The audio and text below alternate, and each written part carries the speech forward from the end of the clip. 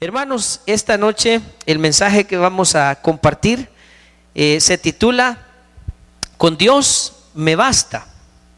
Y el propósito de este mensaje, hermanos, es el de llevar a cada uno de los creyentes al convencimiento de que si estamos en Cristo, estamos completos. Amén. Si estamos en Cristo, estamos completos. La idea es, hermanos, o el propósito es que usted adopte una actitud positiva, vamos a decirlo de esta manera, frente a las circunstancias que nos rodean. ¿Por qué? Porque puede ser que algunos a estas alturas del año estén diciendo: ay, este no fue un buen año, estoy desempleado, no pude saldar mis deudas, mi familia tiene problemas, la situación de mi hogar es complicada, qué sé yo. Podrían haber cantidad de circunstancias a su alrededor que le hacen sentir que las cosas no han marchado bien. Pero depende de cómo lo vea, depende de qué lentes usted use para ver las circunstancias que le rodean. Entonces, esta noche vamos a examinar a la luz de las Escrituras cuál debería de ser nuestra actitud frente a la vida y a las circunstancias que nos rodean. Le voy a pedir que abra su Biblia en la carta de Pablo a los Colosenses. Vamos a leer el capítulo 2, versículos 9 y 10. Pero si tiene su Biblia, por favor, busque desde el 8, 9 y 10. Colosenses capítulo 2, versículos 8, 9 y 10. ¿Estamos listos? Leamos entonces. Dice el verso 8: mirad que nadie os engañe por medio de filosofías y huecas sutilezas, según las tradiciones de los hombres, conforme a los rudimentos del mundo, y no según Cristo. Aquí está hablando de Cristo. Porque en Él, es decir, en Cristo, habita corporalmente. ¿Qué habita en Cristo, hermanos? Toda la plenitud de la deidad. Y vosotros estáis completos en Él, que es la cabeza de todo principado y potestad. Oremos, hermanos. Dios mío, oro, te pido en el nombre de Jesús que con tu palabra, Señor, traigas a nuestras vidas paz, traigas gozo, traigas fe, esperanza a nuestros corazones. Dios mío, yo te quiero pedir que sanes heridas, que transformes los pensamientos, que renueves nuestras fuerzas, Señor, que alegres nuestro espíritu en esta noche.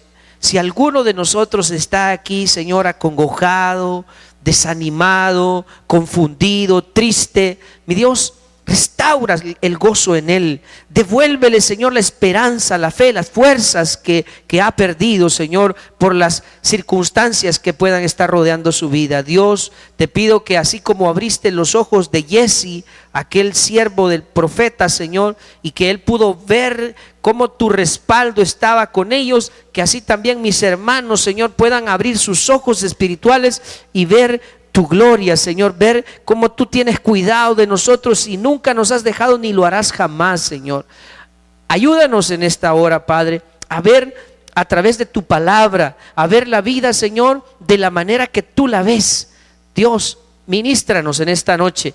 Anhelamos ser llenos de tu Espíritu, Señor, irnos de aquí renovados, irnos de aquí, Señor, llenos de tu presencia, irnos de aquí, Señor, con una actitud apropiada, Señor, de acuerdo al llamado que hemos recibido y de acuerdo a nuestra naturaleza como hijos de Dios.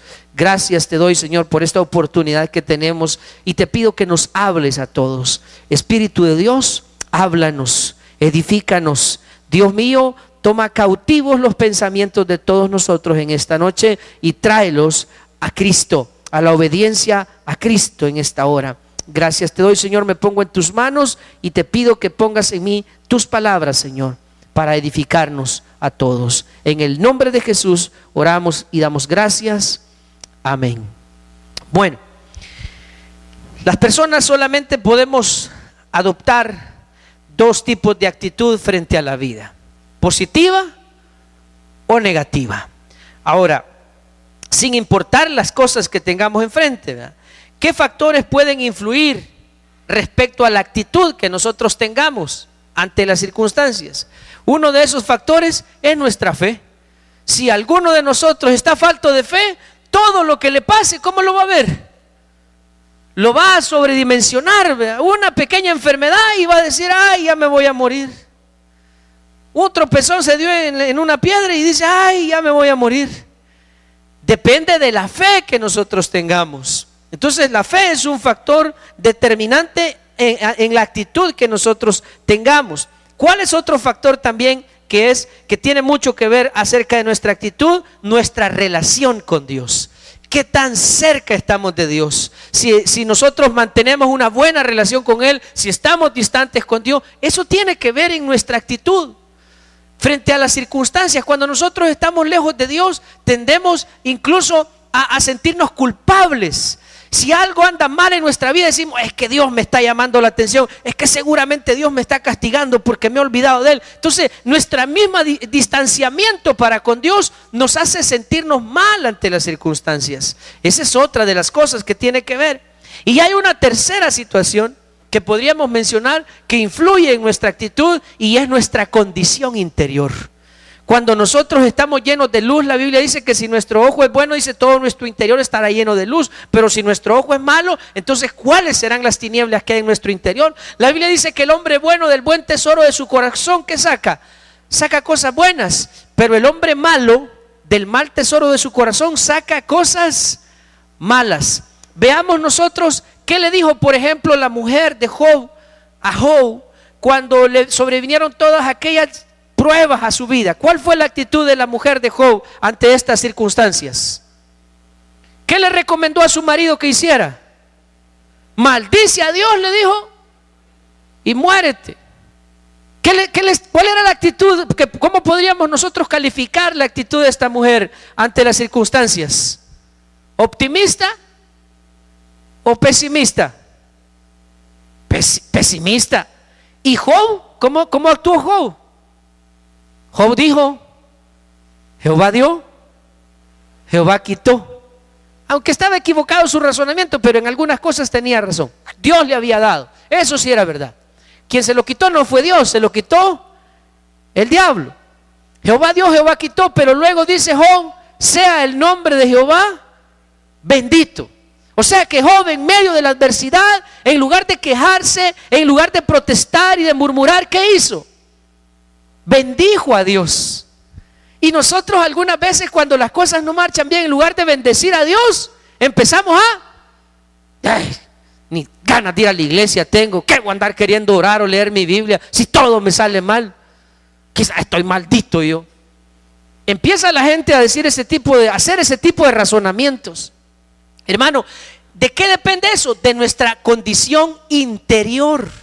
Por eso la Biblia dice que nosotros en la primera carta a los Corintios, creo que es en el capítulo 3, que dice que nosotros somos de tal manera que aunque nuestra naturaleza carnal, esta vasija, dice, se va deteriorando, no obstante, dice, el interior se renueva cada día. O sea, nosotros en el Señor nos renovamos constantemente, espiritualmente hablando, porque físicamente mientras el tiempo transcurre vamos envejeciendo, pero espiritualmente nos renovamos. Eso si nosotros permanecemos cerca del Señor. La Biblia dice que en uno de los salmos dice que Dios es como un río en el cual usted y yo podemos ir a sumergirnos y llenarnos de la presencia de Dios. Jesús dijo que del que tenga sed, dice, venga a mí y beba, y de su interior, como dice la Escritura, correrán ¿qué? Ríos de agua viva. Entonces, si nosotros tenemos acercamiento con Dios, nuestro interior estará en una condición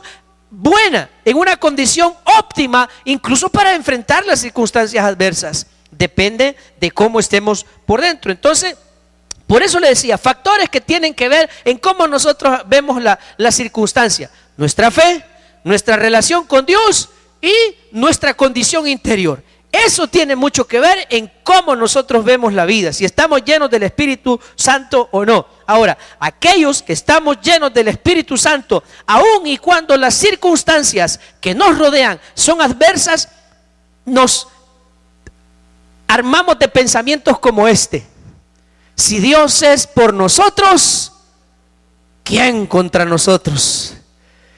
Pensamientos como... Hay otro pasaje, en Romanos dice en Romanos 8:28 dice: a los que aman a Dios, todas las cosas les ayudan a bien. Esto es, a los que conforme a su propósito son llamados. Entonces, los que están llenos del Espíritu, los que tienen comunión con Dios, los que constantemente le están diciendo al Señor: Señor, aumente mi fe, deme más fe, Señor. Entonces se arman de esa clase de pensamiento, aun y cuando las circunstancias que les rodean no son favorables. Tienen su fe y su confianza puesta en que el Dios eterno y todopoderoso está en control de la situación.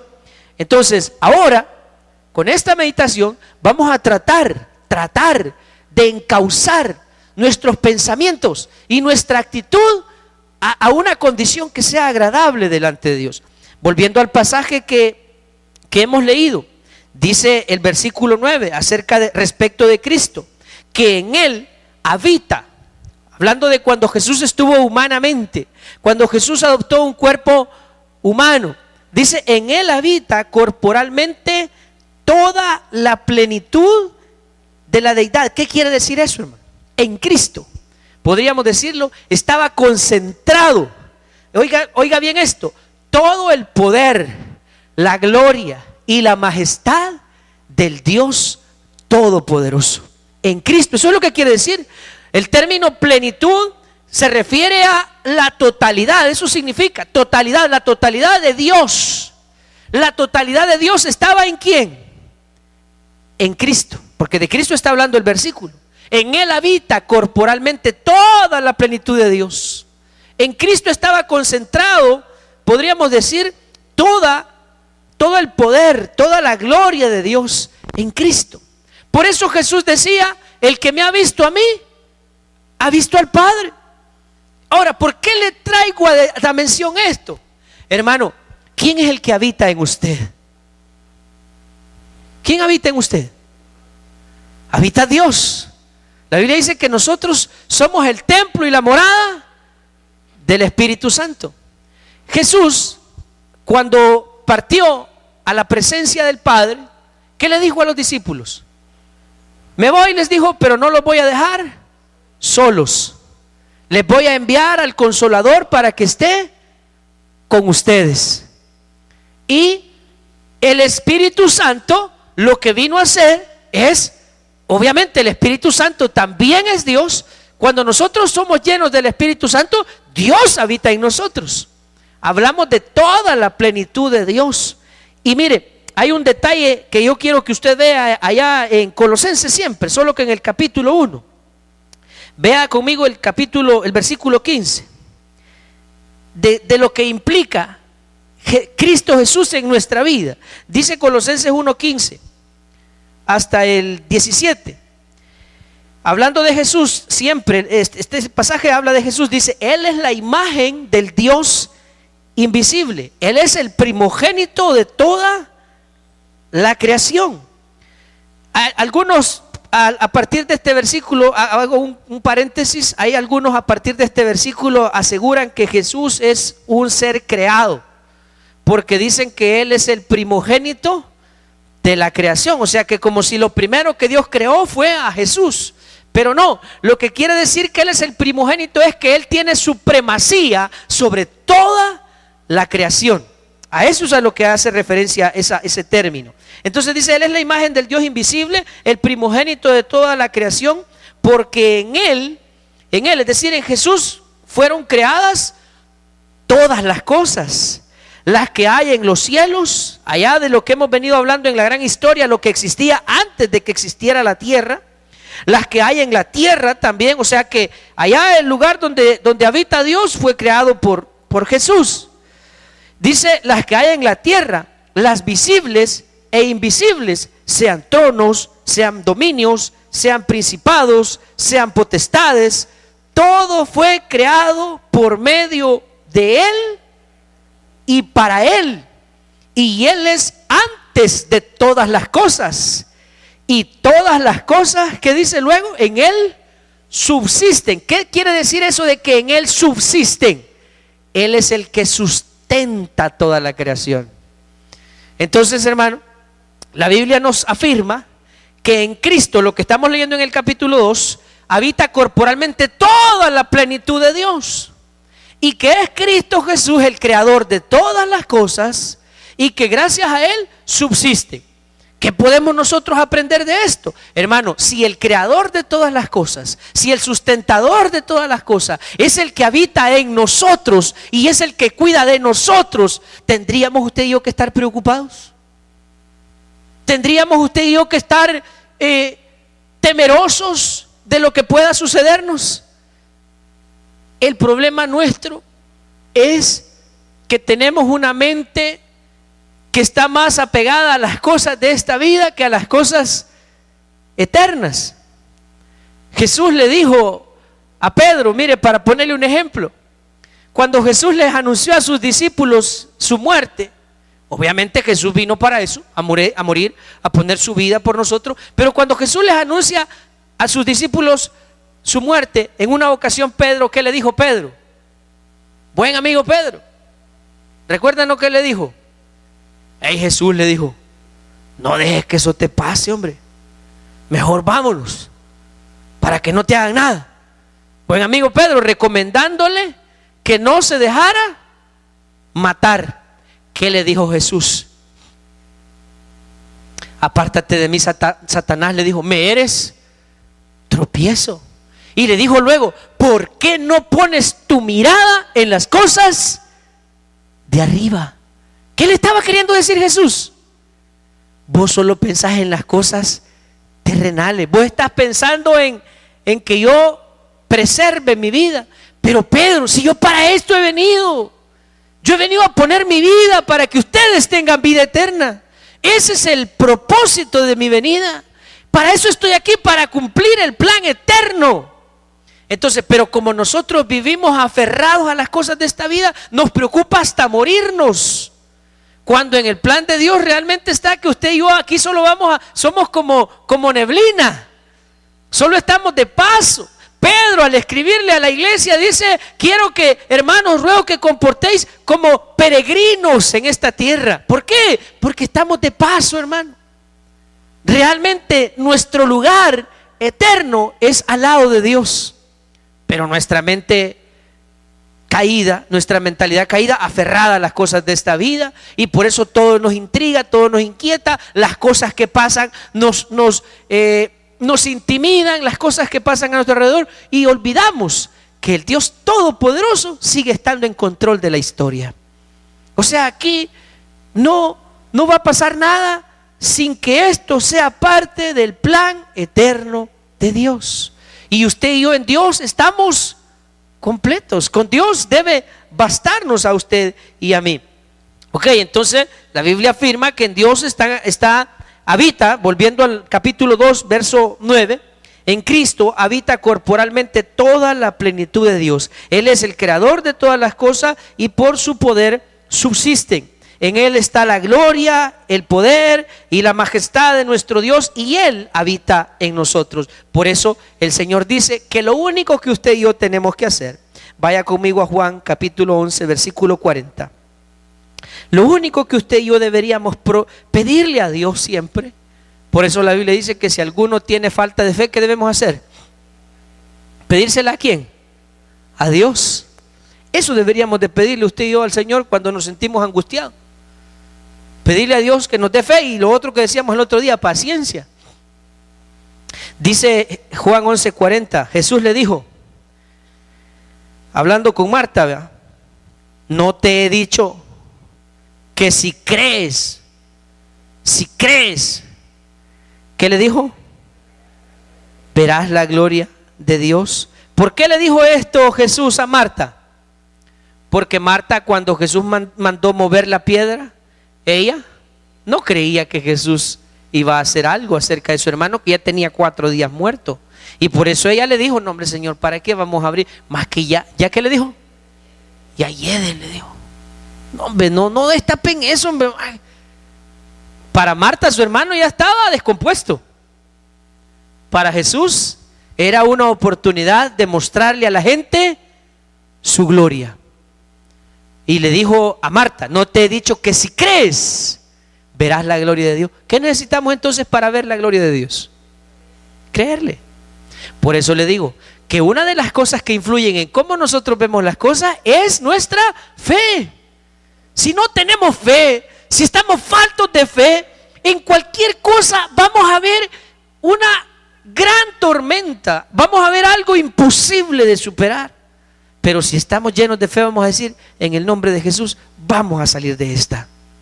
Eso es. Por eso nosotros debemos, el punto es, y el propósito de la meditación, como les decía al principio, es que nosotros lleguemos al convencimiento que si estamos en Cristo, estamos completos. No nos hace falta nada, no tenemos de qué preocuparnos, solo tenemos que pedirle al Señor fe y caminar en la dirección que Dios nos ha trazado. Otro detalle, vamos allá a Romanos capítulo 8, versículo 9.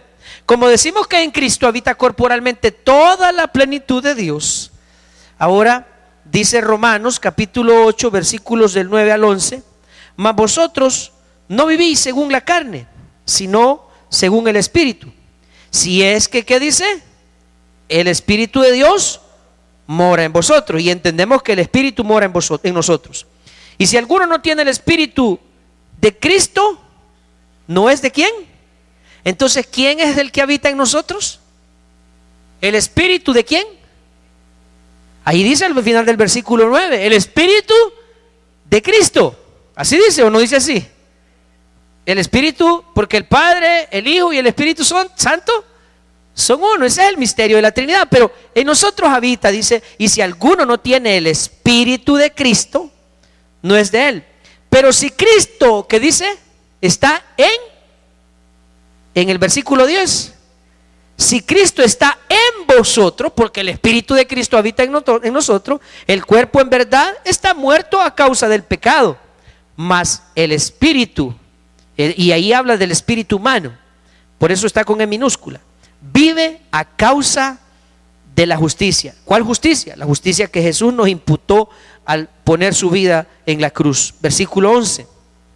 Y si el espíritu de aquel que levantó de los muertos a Jesús mora en vosotros, el que levantó de los muertos a Cristo Jesús vivificará también vuestros cuerpos mortales por su espíritu que mora en vosotros. O sea que Dios mora en nosotros. Estaba escuchando el otro día a un pastor hablar acerca de lo que los ángeles, a los ángeles, dice este pastor, les interesa oír lo que nosotros tenemos que decir. A los ángeles les escucha oír nuestros testimonios acerca de Dios. Les gusta oír hablar a nosotros acerca de Dios. ¿Por qué? Porque hay algo que los ángeles no han experimentado, y es tener la presencia de Dios en ellos. Eso es algo exclusivo de nosotros, de la creación, hermano. Dios quiso que fuera así. Somos templo y morada de su Espíritu. Él ha querido habitar. El Padre, el Hijo, el Espíritu Santo han querido habitar en nosotros. Mire qué grande privilegio, hermano. Entonces la pregunta aquí será: ¿en qué momento usted y yo estamos solos en esta vida? ¿Cuándo estamos solos? ¿Cuándo? Perdón, no le escuché. Cuando contristamos al Espíritu. Lo podemos contristar, pero Él sigue ahí. Nunca nos deja. La respuesta es que usted y yo nunca estamos solos. Y no eso es lo que dijo Jesús, pues: no os dejaré solos. O sea, Dios siempre estará con nosotros. Y no, esas fueron las palabras: he aquí, yo estoy con vosotros, dijo Jesús. Mateo 28, 19 y 20. Yo estoy con vosotros todos los días, dijo. ¿Hasta cuándo? Hasta el fin del mundo. Entonces, ¿estamos solos o no estamos solos? No estamos solos. Jesús, el Padre, el Hijo y el Espíritu Santo están con nosotros siempre. Y si en Él habita corporalmente toda la plenitud de Dios, quiere decir que toda la plenitud de Dios también está en nosotros. Por eso la Escritura dice: todo lo puedo en Cristo. Pero tenemos que entenderlo, tenemos que creerlo, tenemos que movernos en eso, hermano.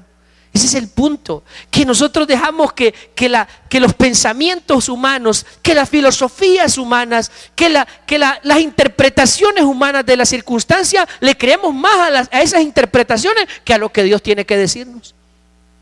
Tienen más poder las palabras de los hombres que la palabra de Dios en nuestra vida. Qué triste es eso. Una iglesia que no le cree a su creador y a su sustentador, le cree más al mundo. Eso debemos cambiarlo nosotros y debemos de decir: yo estoy completo en el Señor, con Dios me basta, no necesito a nadie más. Decía un pastor: Dios y yo somos mayoría. Así deberíamos de creerlo. Dice luego ahí, vaya conmigo ahora a 1 Corintios capítulo 3:16. 1 Corintios 3:16 y luego 6:19, siempre de 1 Corintios. Dice: ¿no sabéis que sois templo de Dios y que el Espíritu de Dios mora en vosotros? ¿No lo sabéis?, pregunta Pablo. Pues si alguien no lo sabía, ahora se lo informamos. Usted es el templo de Dios, Dios mora en usted. 6:19, siempre de 1 Corintios, dice algo parecido: ¿o ignoráis que vuestro cuerpo es el templo del Espíritu Santo, el cual, que dice, está en vosotros, el cual tenéis de Dios? O sea, que el Espíritu que tenemos, Dios nos lo ha dado, y que no sois vuestros. ¿De quién es usted? Ahí lo dice después, miren: porque habéis sido comprados por precio, dice el verso 20. Entonces, usted y yo le pertenecemos a Dios. Él nos ha constituido como su templo y su morada, y Él habita en nosotros. Y si Dios, dice la Biblia, en Cristo habita corporalmente toda la plenitud de la deidad, entonces nosotros estamos llenos de la plenitud de Dios. Váyase de nuevo a Colosenses capítulo 2, verso 10. Esta vez el verso 10 dice: como en Cristo habita corporalmente toda la plenitud, la totalidad de Dios, de la deidad, y vosotros, dice el verso 10, vosotros, o sea, los creyentes, ¿cómo estamos? ¿Estamos? Vaya, ¿quién dice esto? Lo dice Dios. ¿Y usted cómo se siente? ¿Completo o incompleto? ¿Cómo se siente? Ay, hermano, yo la verdad me siento incompleto. Me faltan algunas cosas todavía. Yo quisiera, y empieza uno a hacer su lista, ¿verdad? Yo quisiera. Las cosas que nosotros quisiéramos. Pero la verdad es que según Dios lo único que lo necesitamos es a Él. ¿Me escuchó, hermano? Lo único que necesitamos es a Dios. Si tenemos a Dios, lo tenemos todo. Lo que no debemos perder de vista es que Dios nos creó, como hemos venido hablando, de acuerdo a un plan. Hay un plan trazado desde antes de la fundación del mundo. Y en ese plan, por grande que sea ese plan, usted y yo venimos y somos una pieza de ese gran rompecabezas que está ahí para cumplir una parte de ese plan. ¿Cuál sea ese propósito? Pues eso es tarea suya averiguarlo. Yo personalmente ya sé cuál es mi papel en ese plan. Y yo, por ejemplo, estoy claro que mi papel en el plan que Dios hizo antes de la fundación del mundo es que existiera en este tiempo para comunicar el mensaje de Dios. Ese es mi trabajo en esta vida. Entonces, ¿qué le puedo decir yo a estas alturas de mi vida? Si yo ya no tuviera nunca dinero, ni viajar alrededor del mundo, ni fuera una persona famosa, ni todo eso que algunos pueden aspirar en la vida, yo a estas alturas podría decir que me siento realizado. ¿Por qué? Porque he cumplido mi propósito. A mí el Señor me trajo aquí para comunicarles a ustedes el mensaje de Dios. Y el momento en el que diga: Alfredo, tu misión se acabó, vámonos, Señor.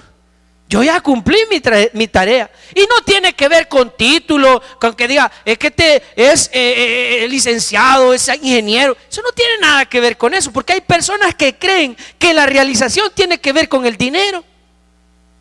Y nuestra realización tiene que ver con haber cumplido el propósito de Dios. Si no, toda la vida usted puede llegar a ser profesional, puede llegar a tener dinero, pero aún así va a sentir que algo falta. Pero cuando usted sabe para qué Dios lo creó y usted alcanza ese propósito, entonces usted se va a sentir pleno. Si tenemos a Dios, lo tenemos todo.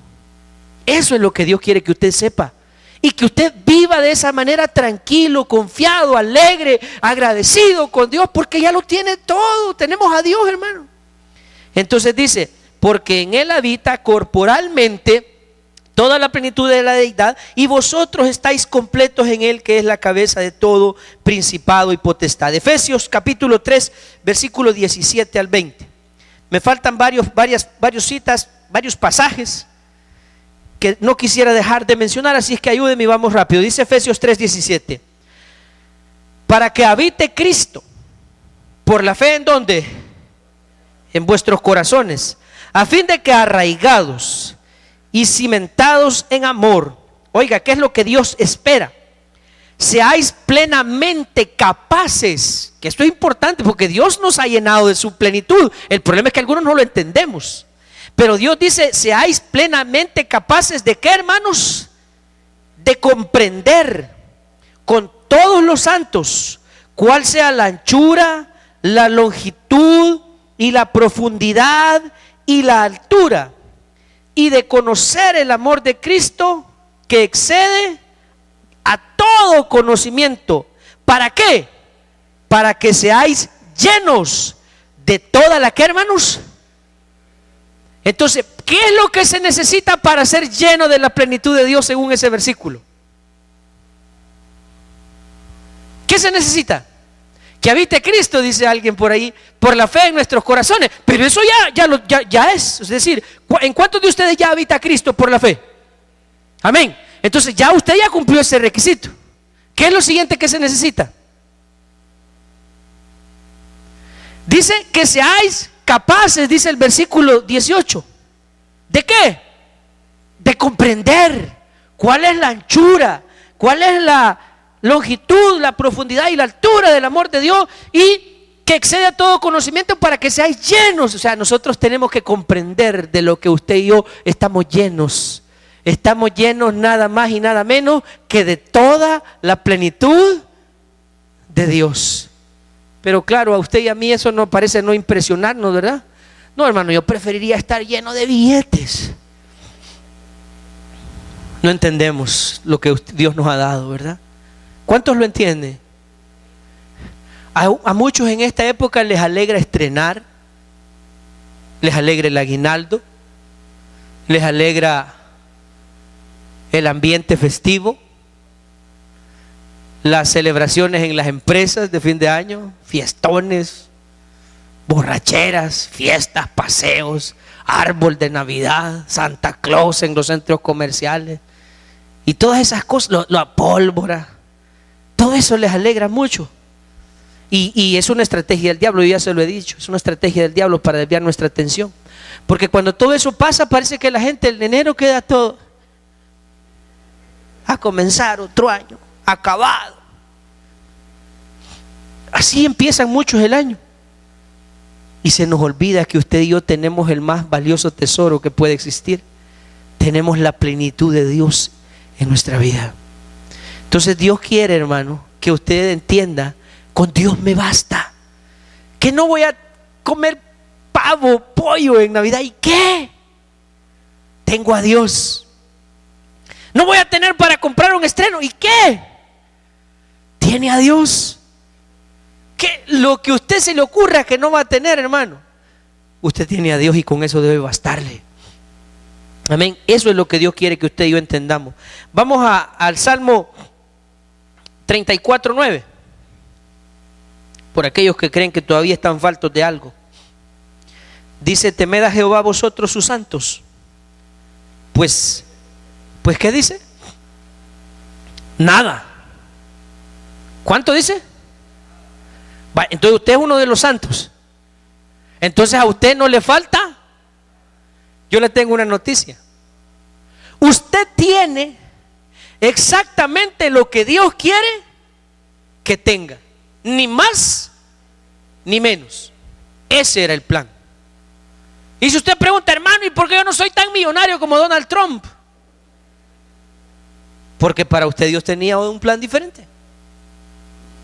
Amén. No se queje ni murmure. Dele gracias a Dios. Tenga cuidado de tener envidia de los impíos, Porque la Biblia dice que usted y yo en Dios lo tenemos, pues nada falta a los que le temen, dice la Escritura. Ahora, vaya conmigo por favor, voy a tener que adelantarme un poco. Vaya conmigo al Salmo 73, versículo 2 y 3, y luego saltamos al versículo 22 al 28. Salmo 73, versículos 2 y 3, dice: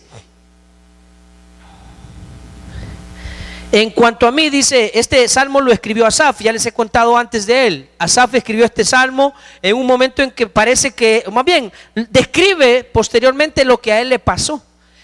Hubo un momento en su vida en el que llegó a sentir envidia del impío. Llegó a protestar de que él temía a Dios y le iba mejor a los impíos, y por eso él da testimonio y dice, voy a leer el verso 1: ciertamente es bueno Dios para con Israel, para con los limpios de corazón. Él afirma que Dios es bueno.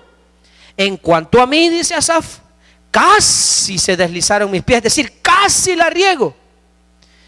Por poco resbalaron mis pasos. ¿Por qué es que él dice que resbalaron sus pasos? Porque tuve envidia de los arrogantes, viendo la prosperidad de los impíos. Él sintió envidia. Entonces dice Asaf, yo casi la riego, casi que soy movido a volverme un impío, a vivir como un impío. ¿Por qué? Porque yo los vi prosperar a estos. Pero luego dice, lea el salmo, ahí lo lee en su casa. Luego Asaf recapacita y dice, él mismo reconoce allá en el verso 22, vámonos hasta el verso 22 del mismo capítulo. Dice luego, mire cómo dice que era él, cómo se considera. Esta bocina suena raro, hermano William. ¿Cómo dice? Tan torpe era yo que no entendía.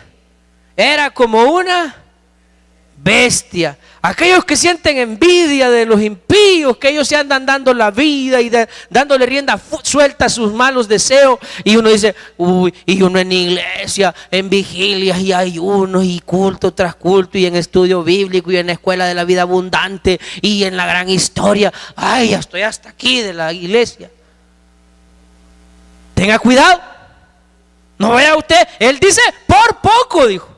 Y aún con ese por poco dice, tan torpe era yo que no entendía, era como una bestia delante de ti. Con todo, dice, ¿dónde estábamos? En el 22, ¿verdad? Con todo y eso que era torpe y bestia, yo siempre, dice Asaf, estuve contigo. Me tomaste de la mano derecha, me has guiado según tu consejo, y después me recibirás en gloria. Y pregunta a Asaf, ¿a quién tengo yo en los cielos sino a ti? Y ahora afirma, y fuera de ti nada deseo. Esa es la actitud de los hijos de Dios. Y fuera de ti nada deseo en la vida, aquí en la tierra. Mi carne y mi corazón desfallecen. O sea, habla de que hay angustias, hay aflicciones en la vida, mas la roca de mi corazón y mi porción es Dios para siempre. Uy, yo cuánta gente he visto venir a la iglesia, asistir algún tiempo, meses, años tal vez, y luego, así como nada, salud, Lulú, se acabó el amor, se acabó la fe, se acabó la relación con Dios, y vámonos de regreso al mundial. ¿Qué evidencia eso? Según la primera carta de Juan, capítulo 2, versículo 19, esos nunca fueron de nosotros. Nunca fueron. Estuvieron aquí por cualquier motivo, por pasar el tiempo, porque estuvo de moda ser cristiano, porque tenían apuros, porque andaban en busca de algo, pero nunca nacieron de nuevo.